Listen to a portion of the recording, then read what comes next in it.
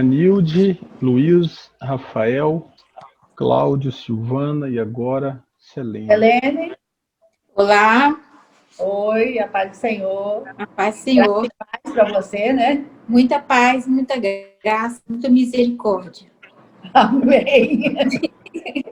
Hoje nós abordaremos, nós já tangenciamos a questão, mas eu espero que fique um pouco mais claro a questão da construção do papado. Há muitas controvérsias, né? Então eu quero tentar clarear um pouco mais, muito embora não haja assim, tanto consenso sobre esse período importante da Igreja medieval, sobre a construção do papado, mas eu quero fazer algumas pontuações que eu penso que seriam necessárias para, não só para os conteúdos agora que nós estamos explorando, mas também para o futuro de vocês, né?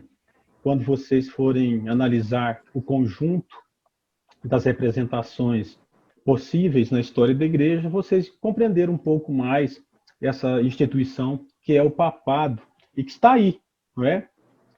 E sempre polemizando, né? Sempre sob os holofotes, né? Papa Francisco, um papa pop, tem se destacado ultimamente, principalmente por suas últimas defesas, né, da igreja inclusiva. Isso. Na verdade, a declaração dele é antiga. Eu não sei se o senhor viu. É porque fizeram recortes na fala dele. Agora veio a público, né? Sim. Esses recortes que ele já... Porque parece no México que ele deu essas declarações. Exatamente. Bom, daí uma advertência para todos, né? Inclusive para ele. As palavras se tornam independentes de seu autor. Inclusive os nossos livros. Quando o autor escreve um livro, ele precisa tomar muito cuidado. Mesmo assim, ele utiliza mecanismos de controle, né? Tenta ao máximo controlar as direções do leitor. Mesmo assim, a obra acaba se independentizando em relação ao autor, né? E às vezes é um problema, mas outras vezes nem tanto. A leitura mais produtiva é aquela que é feita por apropriação, né? Quando você faz das palavras do outro as suas, quando você se apropria mesmo das palavras do outro, e não é necessariamente ipsis literis. Não são iguais, né? Acaba adquirindo contornos mais específicos a partir das suas próprias representações. Isso é bom, né? Isso é bom. Bom, eu acho que está faltando quem aqui? Mais dois, né? Vamos lá. Bom, pessoas, aproveitando então as últimas polêmicas relacionadas ao papado, eu quero cumprimentá-los mais uma vez e aqui dar bem-vindos. Vocês estiveram aí no feriado prolongado, todos nós, né? Prolongado porque caiu numa segunda-feira. E é um feriado católico, né? É bom que se diga. Exatamente. E que todos se submetem. Então, o calendário é interessante. Como que o calendário litúrgico, vou chamar de calendário litúrgico aqui, incide sobre o calendário cívico. Isso é muito pesado, principalmente aqui, né? Em nosso solo pátrio. Então, acho que vale a pena estudar um pouco mais essa instituição tão instigante, que para mim ela às vezes evoca o mistério, né? A ancestralidade, a secularidade, a historicidade. E eu confesso a vocês que essa igreja medieval e essa igreja católica, enquanto instituição, ela produz muitos encantamentos ainda. Inclusive as minhas atenções, ela tem um pouco da minha atenção. Eu quero aqui transmitir, compartilhar aqui a tela.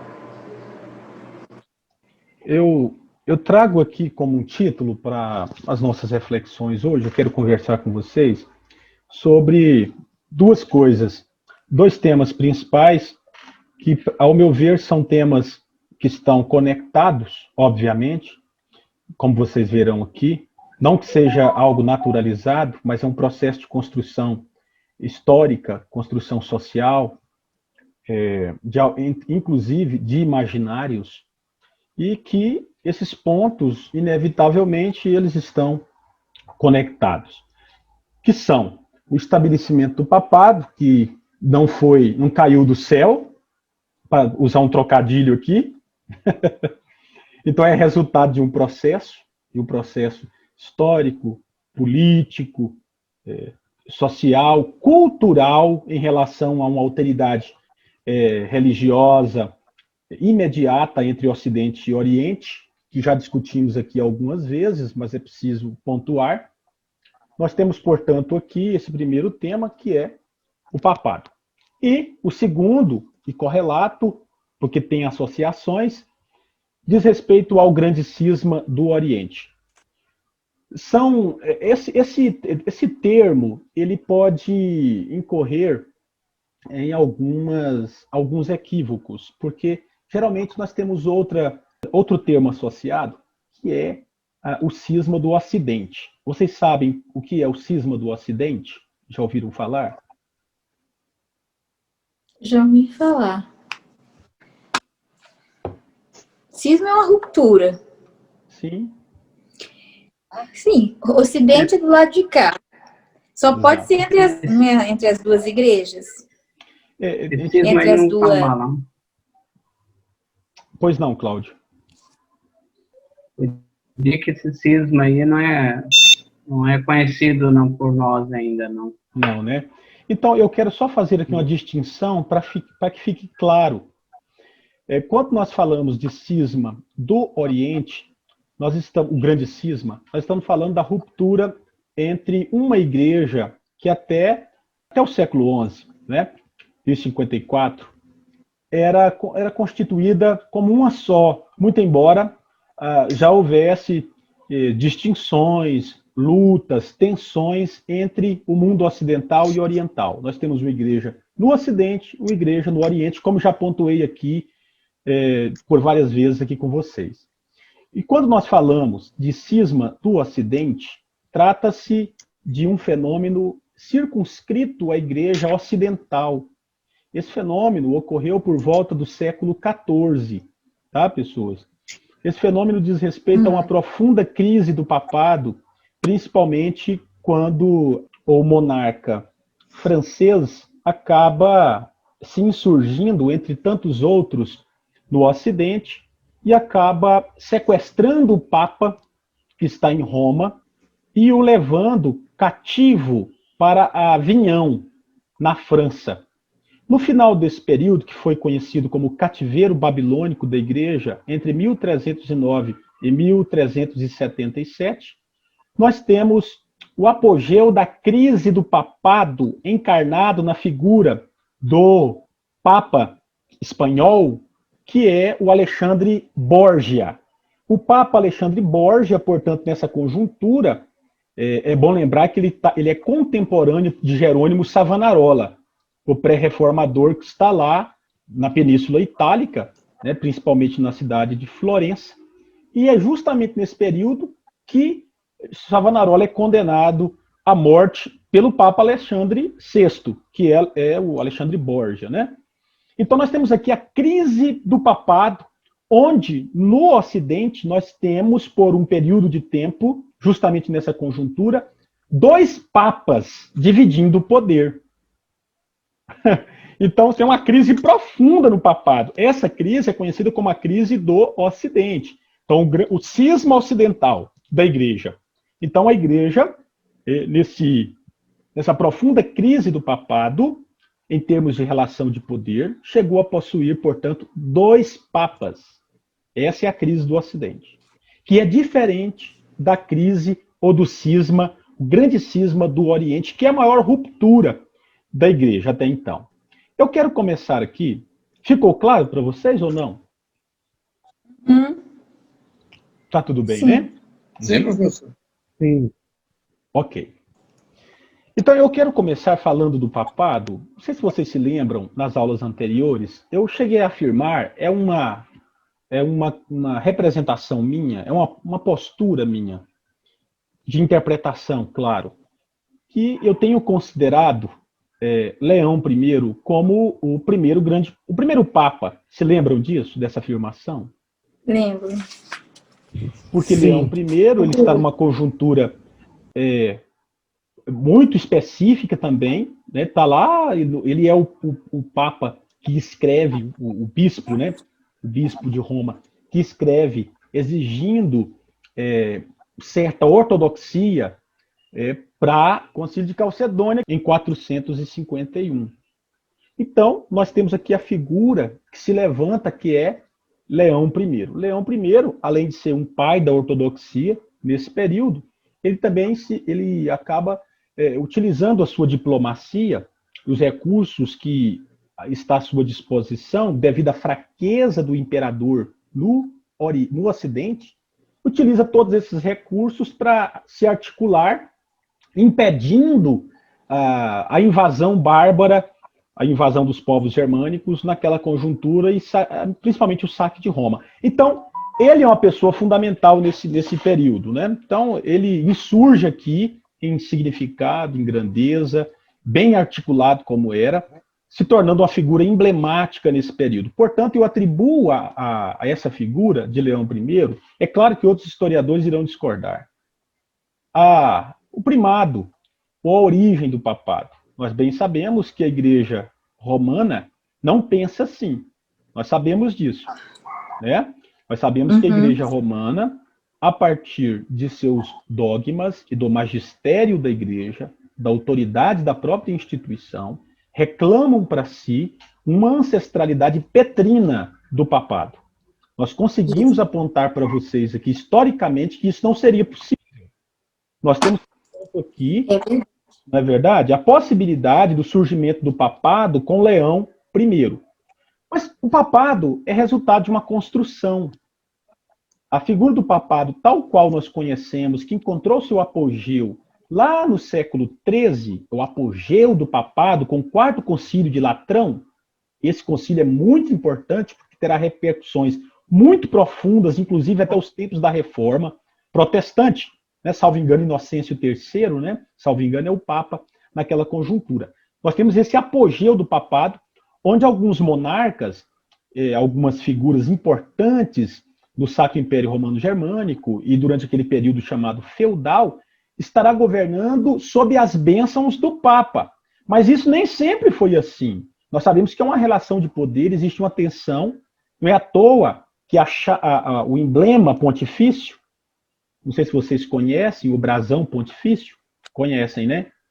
O brasão pontifício, ele possui duas representações associadas a esse poder, que é o poder temporal, não é?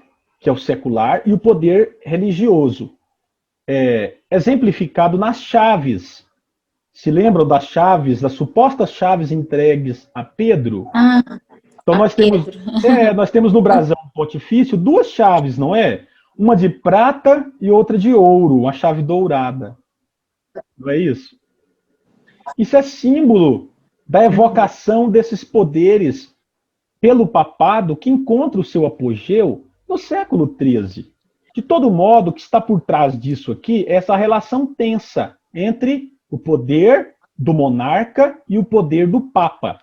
Como que o papado será construído? Essa será a nossa grande interrogação em nosso encontro de hoje.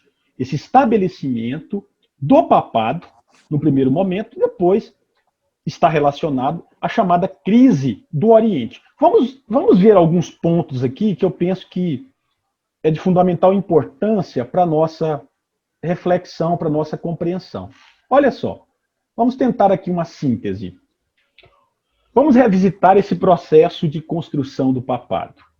Vamos começar lá pelo século I. Se lembram das nossas primeiras aulas? Como era o modelo de organização, de gestão da igreja? Quais as duas esferas de poder da igreja? Se lembram? Presbíteros e diáconos. Exatamente. Nós tínhamos então o presbitério e a diaconia, não é verdade? Só. Aí se lembram que durante o segundo século, nós estudamos lá nos pais apostólicos, não é? Que é a primeira geração de eminentes figuras da igreja após o passamento dos apóstolos, não é? A morte dos apóstolos, nós temos aquelas figuras que é possível explorar a partir de suas escritas, como, por exemplo, a partir das cartas de Inácio. São 7 cartas, nós vimos aqui, que há uma centralização do poder agora sob a figura do bispo, certo? Nós temos agora o nascimento ou a construção do chamado episcopado monárquico. Ou seja, agora nós temos uma figura central na organização dessa igreja, que é a figura do bispo, certo? Nós temos uma figura, que é Irineu, ele também está na mesma conjuntura, e ele está defendendo justamente aqui a ideia de sucessão apostólica com ênfase no bispo de Roma. É bom lembrar que nós estudamos aqui entre os primeiros pais apostólicos a pessoa de Clemente. Lembram de Clemente Romano, ou Clemente de Roma? Aquele que produziu 2 epístolas, uma de sua autoria. Inclusive, anunciei para vocês que alguns exegetas, alguns biblistas entendem que a epístola aos Hebreus é de autoria de Clemente. Se lembram dessa provocação? Não lembro. Eu lembro, sim. Então, o que nós temos aqui? Nesse período, nós temos a centralização do poder já na figura do bispo e, sobretudo, uma importância do bispado de Roma. Clemente está justamente em Roma. Ele é bispo dessa cidade no 2º século e é o mais importante pai apostólico naquela conjuntura. Você percebe já como que a coisa está funcionando, está desgringolando naquele período. O que nós temos no 3º século? Nós estamos caminhando aqui. Cipriano. Olha só o termo em latim. Vocês possivelmente já ouviram. Olha o termo. Extra ecclesia nulla salus. O que significa esse termo? Vocês já ouviram em algum lugar? Não. Fora da igreja, não há salvação. Isso. Nossa, eu estou traduzindo, que incrível. Cipriano de Cartago, não é? Lá no 3º século, foi o primeiro a utilizar essa expressão, principalmente atribuindo, em termos de importância eclesiológica, o bispado de Roma. O que ele dizia? Todas as igrejas, enquanto comunidades locais, precisam estar subordinadas umas às outras. Contudo, todas elas precisam estar submetidas a Roma. Isso no 3º século, pessoal. Pois é, mas o incrível, professor, é que o que Cipriano falou vale para a Igreja Católica prega até hoje, que não existe salvação fora dela. É isso mesmo, é isso aí. E a Igreja Católica Romana, né? Exatamente. Mas existe uma representação em nossa teologia que entende que, muito embora a igreja não seja confundida com o sacerdócio, porque vocês sabem que a concepção de igreja para a igreja romana, a representação máxima desta igreja está encarnada na figura do sacerdócio. Vocês sabem disso, né? Isso, o resto é só enchimento da empadinha. Opa, é isso aí. O que nós temos, então? Nós temos uma igreja clerical, o clericalismo. Onde nasce o clericalismo? Olha aqui. O clericalismo está aqui. Então, aqui a igreja se confunde com uma instituição. Tá? Esse é um grande problema. E é isso que a igreja ainda evoca. A Igreja Católica Apostólica Romana ainda evoca. Olha só. Sobretudo a partir de um primado do bispado de Roma. Nós já estudamos isso. Nós estamos construindo aqui, revisitando esse processo de construção do papado que não caiu do céu, para utilizar um trocadilho aqui, que o papado não é uma instituição divina e nem petrina, né? Claro. Mas é uma construção histórica. Tá vendo? Aí nós estamos agora, lembram de Nicéia I, 325? Lá em Nicéia I, nós tínhamos, portanto, a importância que surgiu de 3 principais patriarcados lá, que foram pontuados lá. Primeiro, Alexandria. Se lembram que as principais heresias e as controvérsias naquele período surgiu justamente a partir do Patriarcado de Alexandria. Se lembram, né? Da teologia oriental. Não é isso? Interpretação alegórica, né? Exatamente. Então, o que você tem em evidência aqui? O Patriarcado de Alexandria, você tem um Patriarcado de Roma, e você tem um Patriarcado de Antioquia. Aí vem, Luiz, é a outra escola de interpretação importante, não é? A escola antioquena. Então nós temos esses 3 patriarcados. Constantinopla está sendo construído ainda. Vai ser inaugurado só na década de 30. Não é? Muito bem. No 5º século, nós temos o quê? Lá em 451, Concílio de Calcedônia, que nós já exploramos aqui. O que surge a importância aqui? Onde é Calcedônia? Eu mostrei no mapa para vocês, que está lá no Oriente, bem próximo de Constantinopla, não foi? Não é isso? Foi. Então, qual o patriarcado que insurge a importância aqui? Constantinopla. Constantinopla. Exato. Nós temos a partir de então... Sim, pois não. Aí desaparece a figura do bispo de Alexandria no 5º século, porque aí no 5º século a evidência é sobre Constantinopla e Roma. Aí desaparece então o bispado em Alexandria. Na verdade, ele vai desaparecer quase por completo com as incursões do Islã. Lá na frente um pouquinho, se lembram que o Islã não vai surgir lá no 6º século, no 7º século já domina grandes extensões de terra que pertencia à cristandade, inclusive Jerusalém, não é? Inclusive Alexandria. Alexandria vai ser anexada ao Império Islâmico, muçulmano. Veja, tanto que isso é importante compreender essas idas e vindas, não é? Da história. Como você compreende essa relação entre Ocidente e Oriente a partir dessa grande aventura nas representações da história? São eventos que marcam essas relações de força, não é? Vamos lá. Aí eu tenho uma nota aqui que é preciso considerar 2 pontos fundamentais para apreciação, portanto, desse processo de construção do papado. Vamos lá? E nós já exploramos isso. Primeiro, a derrocada do Império Romano Ocidental. Não é verdade? O Império Romano Ocidental não rui? Sim ou não? No 5º século? Sim. E resultado também de um processo. Ele vai sendo minado aos poucos, não é? Não é verdade?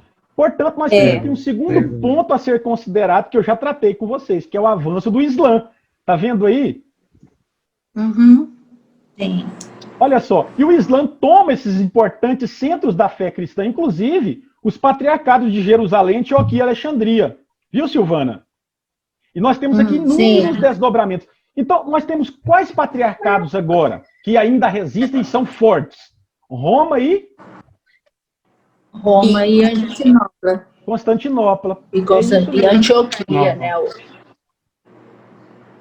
Mas nós temos agora, a partir de então, 2 importantes centros, que é Roma e Constantinopla. Constantinopla e Roma, isso mesmo. Exato. Professor, o Leão é lá no Calcedônia. Sim. O que a gente supõe que seja o primeiro Papa, né? Calcedônia. A influência forte em Calcedônia. Foi em Calcedônia, exatamente, é isso mesmo. Muito bem. Leão I. Olha só. Aí eu coloco aqui um título para interrogar sobre o primeiro Papa medieval. E há um consenso entre vários historiadores. Eu trago aqui um excerto do Gregório de Tours. O Gregório de Tours, ele é um romano, né? Um dos últimos romanos, mas ele é considerado grande historiador da Igreja. Olha o que ele diz sobre o primeiro Papa medieval. Isso aqui é um relato de cronista. Não existia figura de historiador, mas ele era um cronista. Olhai em volta. Aqui está a espada da ira de Deus brandindo sobre todo o povo. A morte súbita arrebata-nos do mundo, quase sem nos dar um minuto de tempo. Nesse exato momento, ó quantos são levados pelo mal. Aqui à nossa volta, sem sequer pensar em penitência. Essa é uma frase atribuída, uma declaração atribuída a Gregório o Grande, ou Gregório Magno. Isso aqui é da autoria do historiador, do cronista cristão Gregório de Tours. Olha só, o que essa declaração aqui atribuída a Gregório está nos dizendo? Eu quero pontuar com vocês que o Gregório, ele é tão importante, e vocês não têm ideia de quantos documentos originais da pena dele ainda existem. Ele é um papa do final, ele foi sagrado papa, pontífice, em 590. Então o papado dele dura 14 anos. Então ele é considerado o primeiro papa medieval mesmo. Olha só a importância dessa figura aqui. Nós estamos falando de construção do papado. O que esse período nos apresentava? Essa frase de Gregório, atribuída a Gregório, que nós temos mais de 800 cartas originais desse importante ícone da igreja medieval, que sobreviveram, chegaram aos nossos próprios tempos. Além de um conjunto de outras obras, viu, pessoas? Tem muita coisa do Gregório. Se lembram que uma das frases mais emblemáticas dele, já citei aqui, a chamada Via Média Gregoriana, ele foi um papa que governou, que estava à frente da Igreja Ocidental, justamente no período áureo do Império Bizantino, enquanto Justiniano governava lá de Constantinopla. Então, nós temos uma relação de força aqui, e nós temos um conjunto de situações que irromperam sobre o Ocidente. Nós temos aqui a peste negra, que é a peste bubônica, que alguém pensa que só está lá no século XIII, mas nós temos uma peste negra terrível aqui, peste bubônica, nesse período, nessa conjuntura. Nós temos saques por todos os lados, principalmente realizados por um povo germânico chamado lombardo. Os lombardos estão saqueando o Ocidente, ameaçando o Ocidente, é uma grande carestia. Então, a ameaça de todos os lados, muito embora o imperador bizantino, Justiniano, ele garanta o poder em partes do Ocidente, ele recupera partes dos territórios perdidos pelo Império Romano e que está agora nas mãos dos povos germânicos. Mas nós temos aqui, olha só, um período muito conturbado e que evocava algumas representações, inclusive, de fim de mundo. A escatologia gregoriana é algo assim extraordinário. Existe um sentimento de urgência. Eu convido vocês a conhecer um pouco mais a escrita de Gregório, ao sentimento de urgência, inclusive pela evangelização, porque ele crê que é um iminente retorno de Cristo ao mundo, porque os dias são dias terríveis, difíceis, e que evoca essas representações apocalípticas, né? Então, Gregório não é grande à toa, não, viu, gente? Inclusive, quando você analisa, explora as institutas, vocês sabem, né? É a obra magna de João Calvino, o reformador. Isso. E quando você analisa as institutas, Calvino é um crítico de Gregório, mas mesmo assim ele reconhece a importância de Gregório Magno, principalmente sobre a chamada crise iconoclasta, né, o iconoclasmo, que eu já trouxe para vocês aqui o significado, que é a aversão a símbolos religiosos, perseguição das imagens. Calvino, vocês sabem muito bem, que ele era anicônico, ele era declaradamente um perseguidor desses símbolos religiosos, né? Vocês sabem muito bem, né? A conjuntura dele evocava isso, essas representações. Ele era muito austero com as imagens, né? Ele tinha muita crítica com as imagens, e ele era um crítico contumaz de Gregório Magno nessa perspectiva, porque a frase emblemática dele é aquela que vocês já ouviram de minha boca aqui. As imagens são a Bíblia para aqueles que não sabem ler. Então, ele está vivendo no meio, inclusive, da controvérsia iconoclasta já. Então, Gregório é uma figura extremamente importante. Mas há outras questões relacionadas à figura de Gregório que precisa ser elencada aqui. E eu quero pontuar com vocês sobre a importância de Gregório, principalmente como pastor. Vocês já ouviram falar do termo poimênica? Não, Não. eu não. Poimênica. Poimênica. Não. Isso não. Poimênica é teologia pastoral. Estevam não. Momento eu devo ter ouvido. Poimênica. Não lembro. Ele é pastor. Então, nós temos aqui o fundador da chamada teologia pastoral. A grande contribuição de Gregório foi administrativa, porque veja bem o que o momento exigia.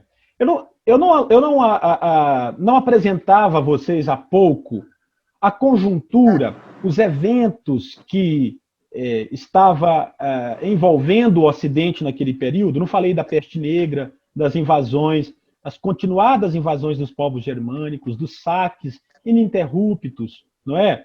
Falava da distância, o poder que está centralizado em Justiniano, a tentativa de Justiniano em recuperar partes consideráveis do Império Ocidental perdido para os povos germânicos. Então, havia muita guerra, muita luta, muito sangue, muita dor. E, diante da carestia, muita fome. Então, o que você tem aqui? Um volume expressivo de pessoas empobrecidas. Qual é a resposta de Gregório? Gregório é um pastor. A resposta dele é pastoral. Então, há créditos de Gregório, que muitos, inclusive protestantes, o próprio Calvino acaba admitindo esses créditos a Gregório. Gregório surge com sua figura pastoral, com a belíssima administração. A igreja, nesse período, já é muito rica. Já é muito rica. Ela tem vastas extensões de terra. O que Gregório faz? Ele enxuga a administração, utiliza os recursos da igreja, institui uma diaconia que já vinha de muito tempo, desde as administrações anteriores, mas agora ganha um novo sentido, uma diaconia de excelência. Olha só, então a figura da diaconia, a instituição da diaconia nesse período é uma instituição exemplar para todo o Ocidente, parte considerável do Ocidente. Então, o que acontecia? As pessoas levavam até a Santa Sé, levavam a Roma muitas ofertas, principalmente em alimentos. O que Gregório fazia? Redistribuía esses alimentos para os mais empobrecidos.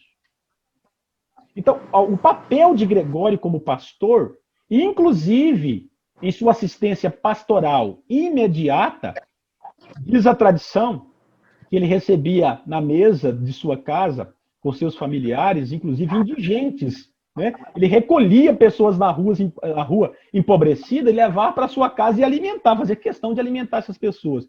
Então, ele não é grande à toa. Ele não é grande à toa. Além disso, existe uma outra característica relacionada à figura de Gregório, que é uma característica missionária. A igreja se expande com Gregório. Se expande. E alcança partes mais longínquas do Ocidente. Eu já disse para vocês que ele é considerado o pioneiro da evangelização na Inglaterra. O cristianismo na Inglaterra, o cristianismo anglo-saxão, em grande medida, obra e graça das campanhas evangelísticas de Gregório. E vejam bem, quando eu falava do monasticismo, se lembra que uma das primeiras experiências do monasticismo não é a renúncia do mundo? Não é a separação do mundo? Gregório é um monge. Sim. E veja bem como que ele utilizou toda a sua experiência, inclusive experiência monástica, na evangelização. Ele foi um grande evangelizador, responsável por expandir as fronteiras da igreja. Então, Gregório não foi grande de forma gratuita, né? Preocupação com o social e preocupação com o espiritual, né? Exatamente. Ó. O social atingindo os pobres, alimentando os pobres, e o espiritual enviando missionários e evangelizando, né? Então, de certa forma, aqueles problemas que hoje são elencados pela missão integral, olha só, gente, os problemas que são elencados pela missão integral, ou lá em Lausanne, é um problema que é recorrente na história da igreja. Não é coisa construída no mundo capitalista contemporâneo. É o evangelho todo para o homem todo. Então você tem, isso é uma beleza, tem uma beleza aqui. Então Gregório tem muitos méritos, inclusive este, né? Uma preocupação pastoral. Ele não é um grande teólogo, muito embora escreveu muito, né? Como já pontuei aqui. Ele tem um livro que chegou até a nós, que é um comentário ao livro de Jó, onde ele extrai desse insight bíblico uma orientação moral para a igreja de seu tempo. Ele era muito preocupado com o comportamento. Então, o comportamento, inclusive, do próprio clero. Como que o clero deveria se comportar? Não é à toa que ele promoveu, em grande medida, uma grande reforma nesse período aqui. Professor, Sim? E como que o Gregório lidava com a esfera do Estado? Assim, a Europa já estava fragmentada?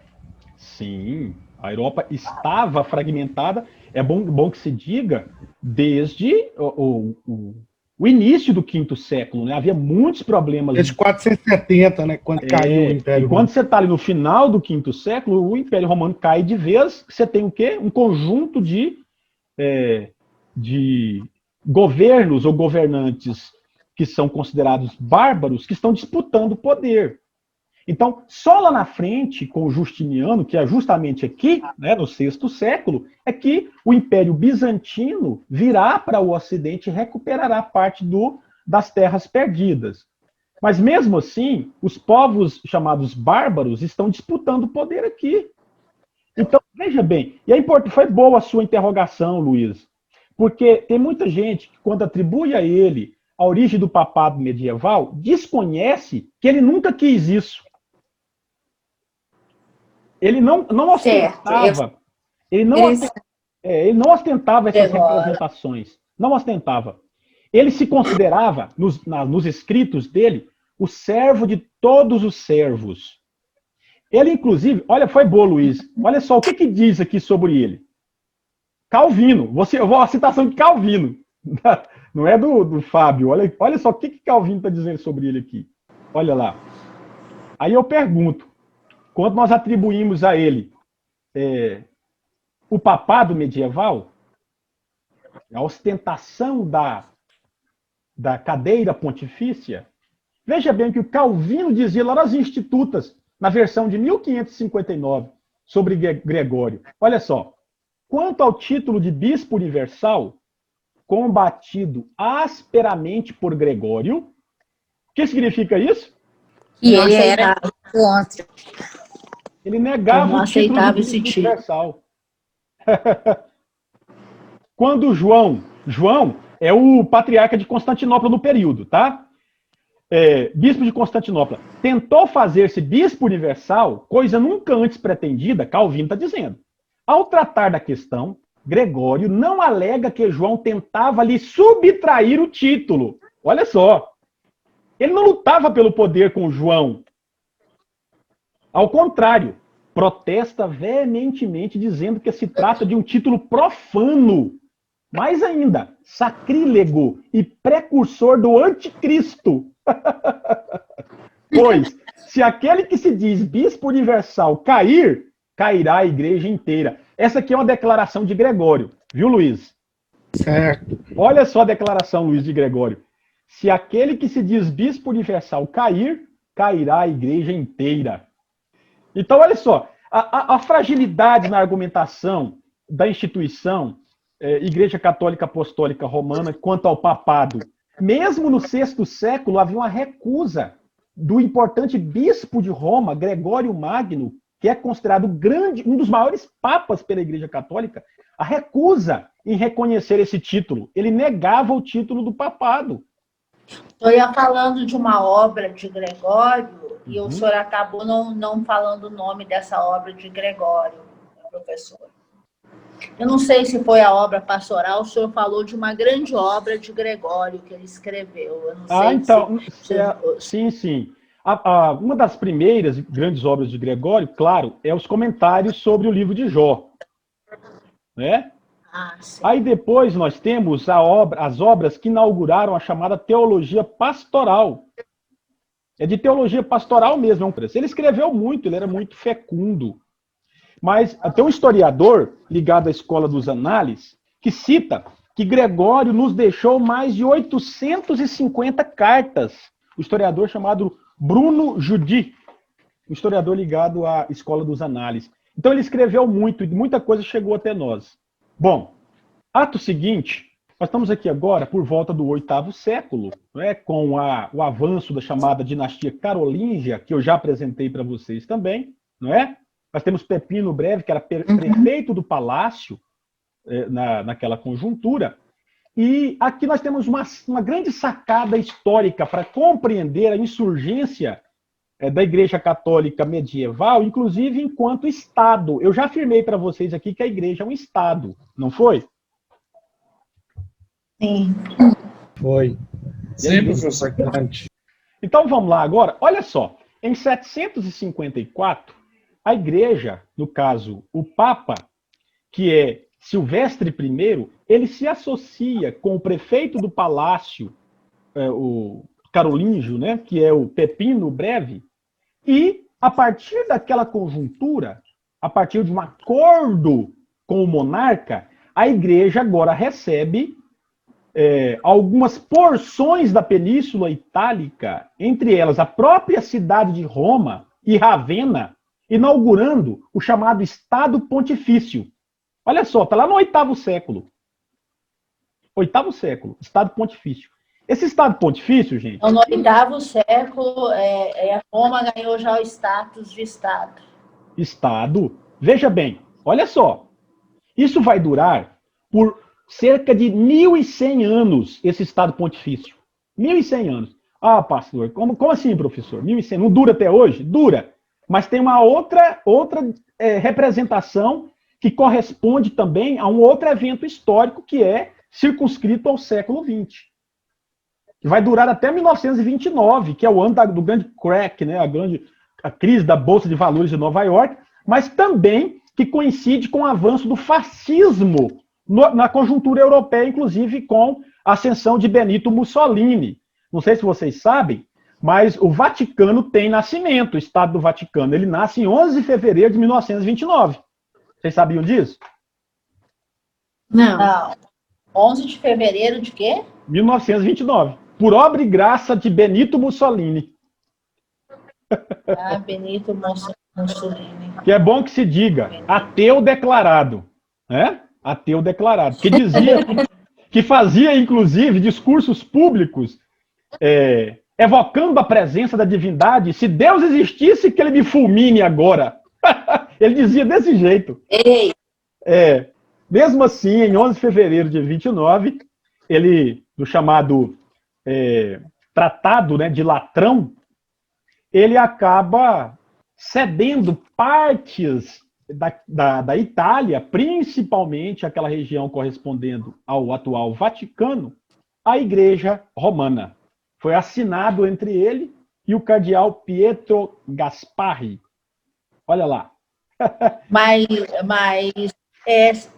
extraoficialmente já havia uma separação nesse local para a Igreja Romana, não havia? Só que lá no século XIX, nós temos um importante monarca europeu, a partir do imperialismo europeu, que faz frente ao papado e diz para o papado o seguinte: vocês são vassalos do meu império. E essas terras pertencentes ao papado, esses estados pontifícios, na verdade, são meus, lá no século XIX. Então, você tem uma luta muito grande no século XIX aqui, e o papado se sente ameaçado no século XIX. O que você tem aqui agora? Um acordo que vai ser a pedra fundamental do que hoje nós conhecemos como o Estado do Vaticano, celebrado em 11 de fevereiro de 1929. Mas Então, Mussolini pacificou isso aí, né? Exatamente, ele pôs um bom termo na questão. Mas é bom que se diga, eu acho que vocês já ouviram falar dessa expressão, Donatio Constantini, a doação de Constantino? Não. Entende? A doação de Constantino. é uma das falsificações históricas mais importantes de todos os tempos. A doação de Constantino. Olha só, não estou falando que o Estado Pontifício não surge lá no Império, no Reino Carolíngio com Pepino Breve, quando Silvestre I celebra um acordo e ele acaba ganhando, adquirindo extensões de terra, inclusive Roma, inclusive Ravenna, não é? E Pentápolis, que é uma outra localidade. Bom, nasce aqui o Estado Pontifício. Mas vocês não sabem como que esse Estado foi conquistado. Não foi apenas uma breve articulação entre o papado e Pepino. Aí, nesse período, justamente no 8º século, foi forjado um documento, veja bem, forjado um documento chamado Doação de Constantino, onde o imperador Constantino, lá no 4º século, início do 4º século, havia doado todo o Ocidente para a Igreja Romana. E, incrivelmente, não só o Ocidente, mas inclusive poderes sobre o Oriente. O papado, nessa perspectiva, o bispo de Roma era senhor não só do Oriente, mas inclusive de possessões orientais, nesse documento do 8º século. E esse documento foi utilizado pelos bispos de Roma, pelos defensores da Igreja Ocidental, durante boa parte da Idade Média. Quando chegou lá no século XV, um humanista chamado Lorenzo Valla, presta atenção no que eu vou dizer para vocês, é o início da diplomática, ou da crítica textual. Os liberais, a teologia liberal, a crítica textual, está bebendo nessas fontes, humanistas. Lá, Lorenzo Valla, do século XV, vai fazer uma investigação sobre esse documento. Vai fazer uma análise filológica. E vai descobrir o seguinte, olha a genialidade do humanista. O humanismo não é reconhecido como um retorno às fontes? Sim. Vai ao grego, ao latim clássico, não é? Então, existe aqui uma grande aventura filológica. A filologia nasce aqui, pessoas. O que está acontecendo? Esse camarada, o Lorenzo Valla, vai investigar esse documento e vai descobrir que há certas inconsistências filológicas, discursivas, linguísticas nesse documento. E ele descobre o seguinte, existem barbarismos nesse documento, que só pode... O que é um barbarismo? Expressões de língua germânica no documento, coisa que era impossível no 4º século, no início do 4º século. E outra coisa, vai descobrir também... vai descobrir também pesadas representações de uma orientação mais bizantina. E, obviamente, Constantino não era bizantino. A tradição bizantina iria ser construída. Constantinopla, né? Nem tinha sido inaugurada. Ela vai ser construída e, lentamente, o império está sendo deslocado e está sendo construído toda uma cultura oriental cristã ali no chamado Bósforo, naquela região de Constantinopla. Coisa que era impossível no início do século IV. Olha a sacada de Lorenzo Valla. O que vai dizer? Vai jogar o documento na cara do bispo de Roma e dizer, essa é uma falsificação histórica, vocês não têm direito sobre o Ocidente. Nossa, que coisa incrível. Ninguém sabe disso. Documento esse que foi falsificado pela igreja séculos antes, né? Exatamente, foi falsificado. Aí o que acontece? Naquele tempo não existiam os instrumentos de datação igual tem hoje. O que a ciência moderna e auxiliar irá descobrir? Que esse documento foi produzido justamente no 8º século. Onde é o 8º século? O que nós estamos localizando no 8º século aqui, em nossa aula de hoje? A localização da construção do Estado Pontifício. Não é isso? Com Pepino, né? Exato. Está vendo aqui? Então, corresponde à falsificação do documento justamente nesse período em que a igreja acaba recebendo esse Estado Pontifício de Pepino. O que está por trás disso? Vocês conseguem entender? Por que é necessário falsificar essa documentação?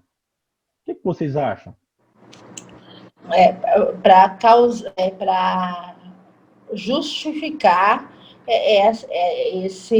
a criação desse Estado Pontífice. Sim, e acima de tudo, para o Estado, no caso, através de Pepino, abrir mão dessas terras para a igreja. Mas veja bem, olha o que está o outro lado da moeda. Quando você tem um documento que legitima o direito da igreja sobre essas terras, isso significa que essas terras não são do Império Carolíngio, do governo de Pipino, não pertence a Pipino, pertence já à igreja. Então, na verdade, quem tem direito sobre essas terras, inclusive um direito sobre o próprio império, né, o futuro império, Sacro Império Romano Germânico, é a própria igreja. Então, o Pipino só governa, os carolíngios só conseguem governar porque a igreja permite com que eles governem. Então, a grande sacada aqui dessa falsificação é essa. O Estado Pontifício, portanto, o poder da igreja, não está alicerçado sobre o futuro Sacro Império Romano Germânico ou sobre o governo da dinastia carolíngia, mas justamente numa legitimidade histórica que pode ser rastreada até os tempos de Constantino, o imperador romano. Olha só, gente.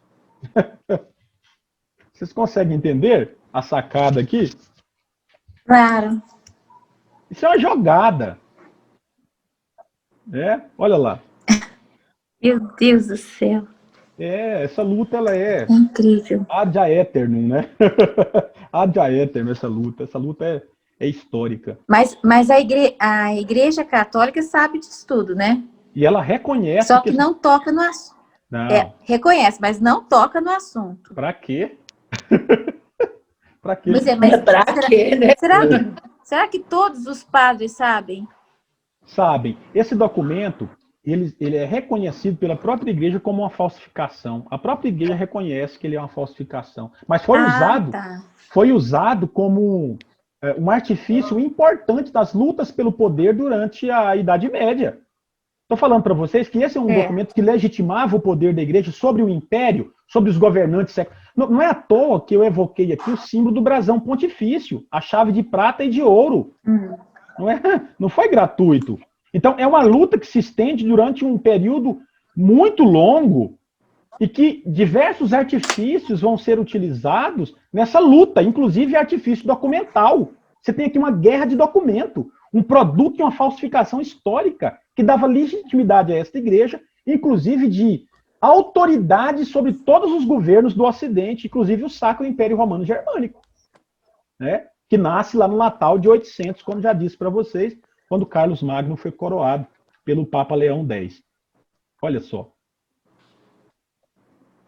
Na verdade, ele não queria perder o poder, né, professor? De forma alguma. Então, o que acontece, pessoas? O papado não cai do céu. O papado é fruto de uma construção histórica. Então, aquele argumento da igreja que se baseia nos dogmas, não é? Na própria autoridade da instituição, do magistério da igreja, não tem fundamento, não se sustenta. O que nós estamos investigando aqui? Nós estamos fazendo uma análise histórico-crítica sobre a construção do papado. Não é isso? Vocês entenderam? Professor.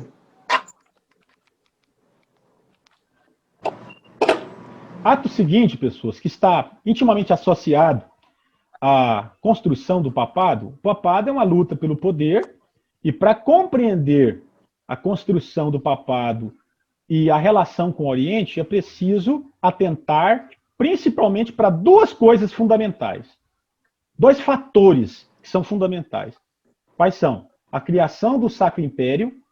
O que significava a criação do Sacro Império? Uma forma de o governo da Igreja Ocidental fazer frente ao Império Bizantino. Óbvio, muito óbvio. E o outro ponto, outro evento crucial no rompimento, no grande cisma do Oriente, é o quê? A questão da vergonhosa Quarta Cruzada, que eu já trouxe para vocês aqui, que acabou produzindo muitos ressentimentos, agravando os ressentimentos entre Ocidente e Oriente. Não é? Se lembram? Sim. Olha só. Quais são as principais razões elencadas por nosso autor, então, que eu reproduzo aqui? Ele começa falando de rivalidades históricas que podem ser encontradas lá no início, quando o Império Romano é deslocado para o Oriente, o centro de poder é deslocado para Constantinopla.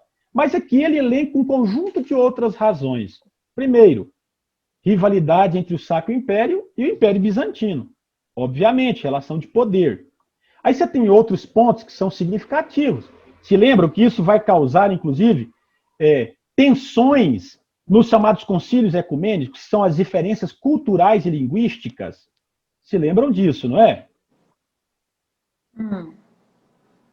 Eu citei para vocês aqui, curiosamente, uma interpretação de um importante historiador brasileiro medievalista, que é o Hilário Franco Júnior. Ele diz o seguinte: as raízes para compreender, eu quero que vocês anotem isso é muito importante, para compreender essa tensa relação entre a Rússia e o Ocidente, está justamente aqui nessas representações. Se lembram que eu pontuei isso com vocês? Eu lembro que você falou dessa origem aí. Sim. Por quê? Porque a Igreja Ortodoxa, com a queda do Império Romano, onde ela ganha forma? Exatamente no contexto russo.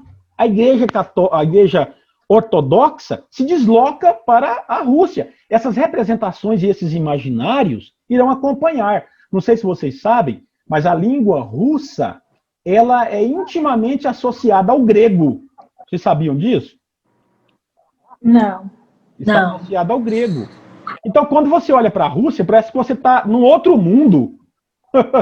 Não é? Tem uma ruptura enorme entre o Ocidente, países do Ocidente, uma cultura, se podemos falar assim, ocidental, e a Rússia.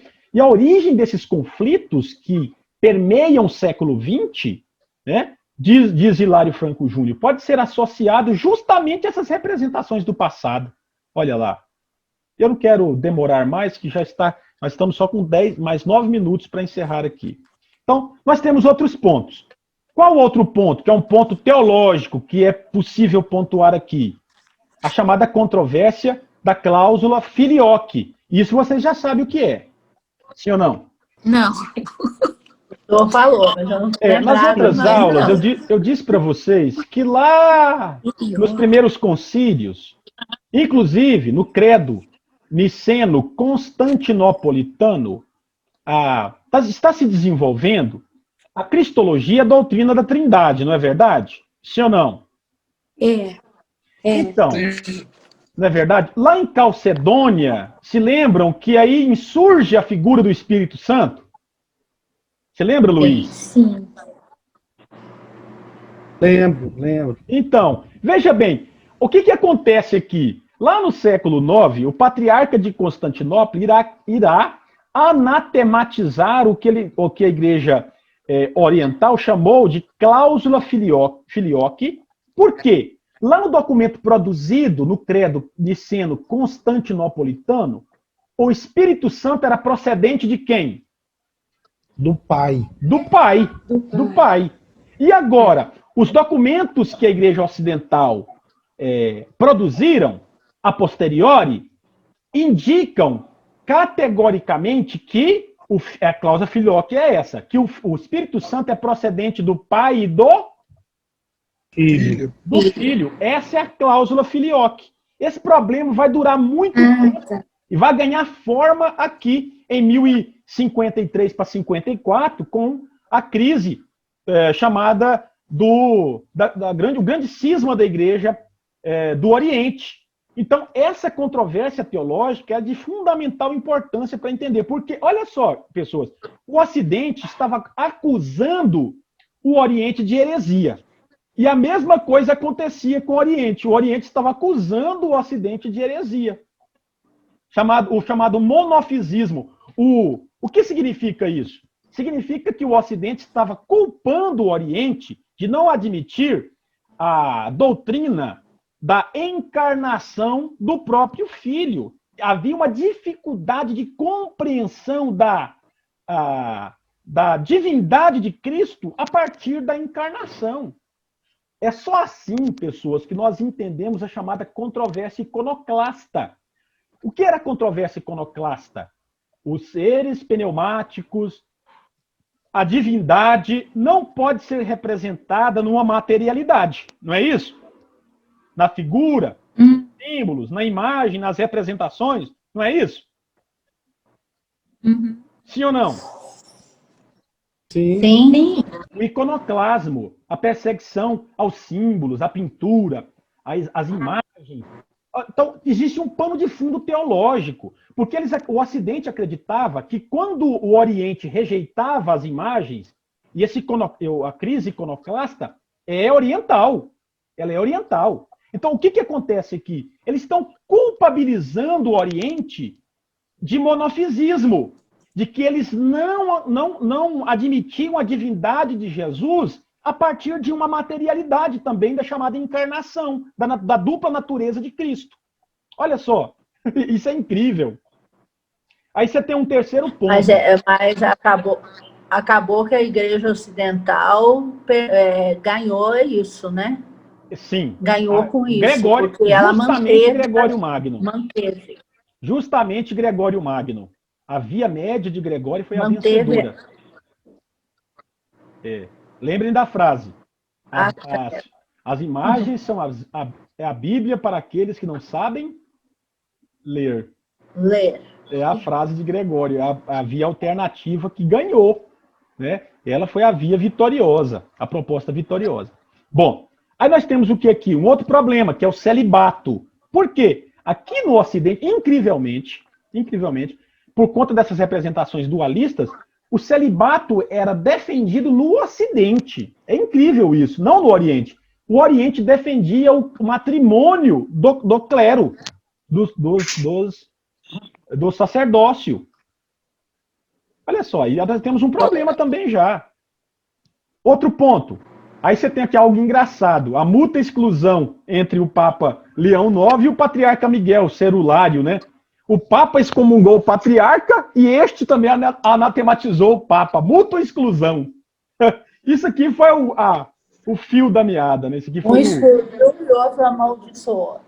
Cada um amaldiçoou o outro. Olha, você não faz parte da igreja não, que você é um herege. E o outro também, você também não tem direito nenhum sobre o governo da igreja, porque você é um herege. Então foi uma mútua exclusão. Isso aqui foi em 1053 para 1054, rompendo, portanto, a igreja, entre igreja do Oriente e igreja do Ocidente. Mas a grande vencedora foi a igreja do Ocidente, que manteve tudo que ela defendia, né? Mas se você vê aqui nesse mapa, dá uma olhada lá. Olha só o território, a extensão do território bizantino sobre a igreja oriental. Era muito grande também naquela conjuntura, em 1054. Olha lá, tá vendo à direita? Na representação, no mapa? Sim. Em azul. No azul, né? Significa o Império Bizantino, a partir da... E o imperador era o líder da igreja. Ele era o líder da igreja. Ele era um império poderosíssimo ainda. Ele vai sendo enfraquecido a partir do Islã. É o Islã que enfraquece o Império Bizantino e a Igreja Ortodoxa.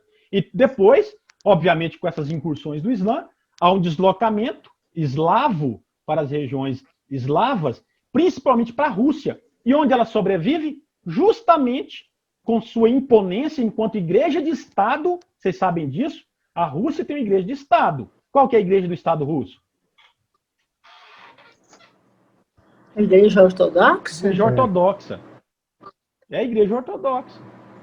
Então sobreviveu e ela é poderosa na Rússia, viu? A igreja católica ortodoxa, né? Principalmente russa, porque ela ganhou caracteres nacionalistas, né? Pessoas, há 1 minuto para concluir. Alguma pergunta? Não. O senhor gravou a aula, né? Vai estar lá no YouTube. Gravei sim, Silvana. Eu vou editar e colocar lá. Porque tem que fazer várias anotações aqui e eu vou deixar para depois, quando eu ver no YouTube. Amém. Então, meus irmãos e irmãs, se não tiver mais nada, eu me despeço de vocês, vou editar o vídeo e vou colocar na sequência na plataforma, tá bom? Amém. Ok. Qualquer coisa eu vou comunicando vocês aqui no grupo. Forte abraço para vocês, então. Bom descanso.